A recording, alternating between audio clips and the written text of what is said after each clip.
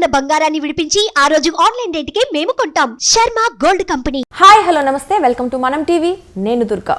ఏపీలో ప్రముఖ పార్టీ అధినేతలందరూ ఒకరి వెనుక ఒకరు ఢిల్లీ టూర్లో ఉన్నారు. అయితే ఇంతమంది వెంటనే ఢిల్లీకి వెళ్ళడానికి గల కారణాలేంటి అనే విషయాలపై చర్చించేందుకు మనతో పాటు లైవ్లో ఉన్నారు ప్రముఖ అనలిస్ట్ పురుషోత్తం రెడ్డి గారు. ఇప్పుడు ఆయన అడిగి పూర్తి వివరాలు తెలుసుకుందాం. నమస్తే సార్. నమస్తే అండి. సార్, మనం చూసుకున్నట్లయితే ఒకరు వెంట ఒకరు ఏపీ ప్రముఖులందరూ ఢిల్లీకి వెళ్తున్నారు సార్. మొన్న చూసుకుంటే చంద్రబాబు నాయుడు గారు అమిత్ షా గారితో భేటీ అవ్వడం జరిగింది. నిన్న జగన్మోహన్ రెడ్డి గారు కూడా బీజేపీ పెద్దల్ని కలవడం జరిగింది.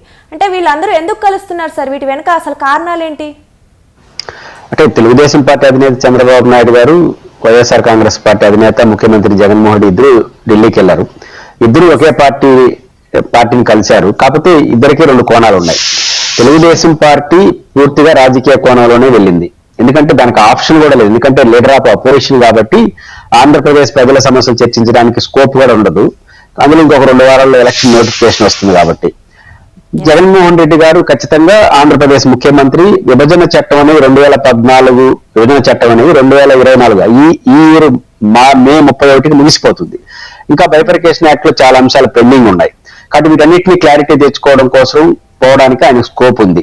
కాబట్టి అయితే జగన్మోహన్ రెడ్డి గారు ఒక రాజకీయ పార్టీ అధ్యక్షుడు పైవచ్చు కేంద్రంతో బాగున్నాడు కాబట్టి వాళ్ళు రాజకీయాలు మాట్లాడుకుంటారు, సందేహం లేదు. కాకపోతే రాజకీయ కోణం చంద్రబాబు నాయుడు గారికి కనిపించినట్టుగా మన జగన్ గారికి కనిపించదు. ఎందుకంటే వీళ్ళు ముఖ్యమంత్రి. రెండోది, జగన్ గారు ఇప్పటికే ప్రకటించేశారు, మేము ఎవరితో పొత్తు పెట్టుకో వైనాట్ 175 పెడితే వెళ్ళిపోతున్నారు. కాబట్టి పొత్తు మాకు అవసరం లేదు కాబట్టి మేము రాజకీయాలు మాట్లాడదని వేస్తాడు. కానీ రాజకీయాలు మాట్లాడతారు. ఏం మాట్లాడతారో మనం చెప్పాలి. కానీ ఖచ్చితంగా మాట్లాడితే చంద్రబాబు గారితో ప్యూర్లీ పాలిటిక్స్. ఎందుకంటే ఆయన ప్రతిపక్ష నాయకుడు. పవన్ కళ్యాణ్ గారు పదే బీజేపీని కూడా ఈ కోణంలో తీసుకొస్తానన్నారు. ఆయన రాజకీయ పర్యటన ఇండియా అభివృద్ధి ప్లస్ అందులో భాగంగా రాజకీయాలు కూడా చర్చించుతారు. రెండు కోణాలు. కానీ సింగల్ ఏంటంటే తెలుగుదేశంతో బీజేపీ కలుస్తుందా కలవదా అనేది తేలాల్సి ఉంది.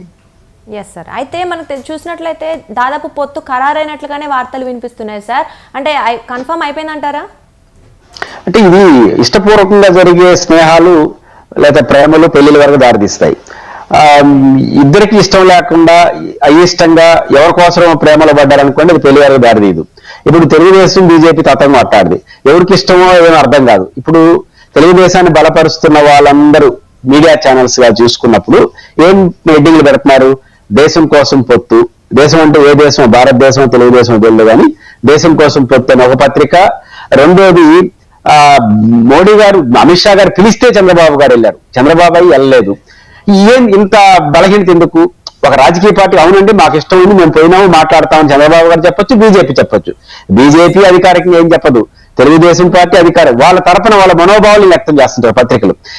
ఇంత బలహీనమైన పరిస్థితి కాబట్టి తెలుగుదేశం పార్టీ ఏం చేయబోతామో తెలియని పరిస్థితి. అందువల్ల ఈ అనుమానాలు ఉన్నాయి. కాబట్టి తెలుగుదేశం బీజేపీ పొత్తులో ఉంటుందా ఉండదని ఈరోజు అనుమానం. ఒకవేళ బీజేపీ కానీ వెనక్కి వచ్చి పోకపోతే అసలు పవన్ కళ్యాణ్ గారు ఉంటారా? అది ఇంకొక అనుమానం. బీజేపీ లేని కూటమిలో పవన్ కళ్యాణ్ గారు ఉంటారని నేను అనుకోను. ఒక బీజేపీ రాకపోతే పవన్ కళ్యాణ్ సమస్య వస్తుంది. కాబట్టి ఈ మొత్తం కూడా విభేదాలు వచ్చే ఛాన్స్ ఉందా సార్? విభేదాలు అనేది ఎక్కడ వస్తాయంటే, మీరు గమనంలో పెట్టుకుంటే భారతీయ జనతా పార్టీ తన కో అలయన్స్ తో చాలా కఠినంగా ఉంటుంది. అటు శివసేన తీసుకోండి, నితీష్ కుమార్ తీసుకోండి, బలమైన పార్టీలు. జనసేనతో పోల్చుకుంటే పెద్ద బలమైన పార్టీలు అయినప్పటికీ వాళ్ళతో బాగలేకపోతే నిర్దాక్షిణ్యంగా పక్కన పెట్టేశాయి. అట్లాంటి బీజేపీ తనతో ఉంటున్న పవన్ కళ్యాణ్ తెలుగుదేశంతో వెళ్ళాడంటే మళ్ళీ వాళ్ళతో బాగున్నారంటే వాళ్ళే పంపించారా, లేదా మేము కూడా వస్తామని ముందే చెప్పినారా, లేదా పోయి కాసేపు ఉండి మళ్ళీ పీక్కుంటామని చెప్పారా? ఏం చేయబోతోంది బీజేపీ? అందరికీ ఆసక్తికరంగా ఉంటుంది. రెండోది, తెలుగుదేశం పార్టీ కూడా అంత ఆసక్తిగా పోవట్ల. పవన్ కళ్యాణ్ ఖచ్చితంగా బీజేపీ ఉండాలని కోరుకుంటున్నాడు. కాబట్టి ఇప్పుడు బీజేపీతో ఉండమని తెలుగుదేశం అంటే పవన్ కళ్యాణ్ కూడా ఉండే పరిస్థితి లేదు. కాబట్టి ఇష్టం లేని స్నేహం చేయడానికి తెలుగుదేశం పార్టీ ప్రయత్నం చేస్తామని అందిస్తుంది. ఎందుకంటున్నానంటే, మీరు చంద్రబాబు గారు అరెస్ట్ అయినప్పుడు ఏం ఆరోపణ చేశారు? అసలు అరెస్ట్ చేయించింది నరేంద్ర మోడీ, జగన్ కాదు అని చెప్పినారు. దాన్ని కొనసాగింపు తెలంగాణలో కాంగ్రెస్ కి బలపరిచినారు. రాహుల్ గాంధీ సభలో జెండాలు పెట్టుకున్నారు, గాంధీ భవన్ మీద జెండాలు పెట్టుకున్నారు. అంటే ఇన్ని చేసిన తెలుగుదేశం ఇష్టపూర్వకంగా బీజేపీతో వస్తా ఉందా? ఇష్టం లేని స్నేహాలు నిలుస్తాయా అనేది ఇక్కడ అనుమానం దారితీస్తుంది. ఎన్ని రోజులు ఉంటుంది అనే క్వశ్చన్ ఇక్కడ కొలుస్తుందా కొలవదా అని పాయింట్ ఏంటంటే, ఒక పక్క రేవంత్ రెడ్డిని బలపరిచారు, ఇంకో పక్క నరేంద్ర మోడీ గారు జగన్ నడుపుతాడని చెప్పేసినారు. ఇవన్నీ చెప్పేసిన ఆల్ ఆఫ్ సడన్ పోయి బీజేపీతో పోతున్నారంటే డైరెక్ట్ గా పైపించి 0.5% ఉన్న ఓట్లది ఓట్లు రావు, పెద్దగా ఓట్లు కూడా ప్రయోజనం లేవు. ఓట్లు లేక ఏ ఇడల జెండా తెలుతున్నారో తెలియదు, కానీ ఇట్లాంటి కన్ఫ్యూజ్ ఉంది కాబట్టి పొత్తు ఉంటుందా లేదనేది కుదిరేంత వరకు అనుమానంగానే ఉంటుంది. సరే, అయితే మనం చూసుకున్నట్లయితే చంద్రబాబు నాయుడు గారు కలిసిన వెంటనే నెక్స్ట్ డేనే జగన్మోహన్ రెడ్డి గారు వెళ్ళడం జరిగింది. అంటే ఎక్కడ పొత్తు పెట్టుకుంటారో అని దాన్ని ఆపడానికి వెళ్ళారా, లేదంటే ఈయన మీద ఉన్న పర్సనల్ కేసుల గురించి మాట్లాడడానికి వెళ్ళారంటారా? అంటే ఇది మన రాష్ట్రంలో మీడియా సృష్టించినటువంటి గందరగోళం. ఎందుకంటే జగన్మోహన్ రెడ్డి గారు రెండో రోజే పోవడం వల్ల రెండు ప్రశ్నలు వేసి కొన్ని పత్రికలు ఏమొస్తున్నాయి, అసలు నేనే ఉంటాను ఎన్డీఏలో, చంద్రబాబు వద్దని ఈయన అడిగాడని, అందుకు మన మోడీ గారు కానీ అమిత్ షా కానీ కుదరదు, మేము చంద్రబాబుతోనే ఉంటాము అని చెప్పారని. రెండో పాయింట్ ఏంటంటే అసలు మీరు పొత్తు పెట్టుకోవద్దు, మీరు ప్రశ్నించారు కదా, పొత్తు పెట్టుకోవద్దని చెప్పడం కోసం వెళ్ళాడని ఇన్ని మాట్లాడుతున్నారు. ఇది శుద్ధ తప్పు. ఎందుకంటే నేనే ఎన్డీఏలో ఉంటామని రిక్వెస్ట్ చేయాల్సిన అవసరం జగన్కి లేదు. ఎందుకంటే ఆల్రెడీ ఆయన ప్రకటించేశాడు నేను ఎవరితో పొత్తు పెట్టుకోని. ఇది ఒక పాయింట్. రెండో, ఈ 5 ఏళ్ళు వాళ్ళతో బాగానే ఉన్నాడు కదా, రిక్వెస్ట్ చేసుకోవాల్సిన కారణం ఏం పట్టింది? మీరన్నా 4 ఏళ్ళు సహవాసం చేసి 1 year కొట్లాడుకున్నారు. ఈ మొదటి నుంచి గౌరవప్రదంగా ఉన్నాడు, పోదలుచుకుంటే పోవచ్చు, కానీ రిక్వెస్ట్ చేసుకోవాల్సిన అవసరం లేదు. ఇది ఫస్ట్ పాయింట్. రెండో పాయింట్, నేను జగన్ గారి ప్లేస్ లో ఉంటే బీజేపీని తెలుగుదేశంతో పొమ్మని చెప్పి సలహా ఇస్తా.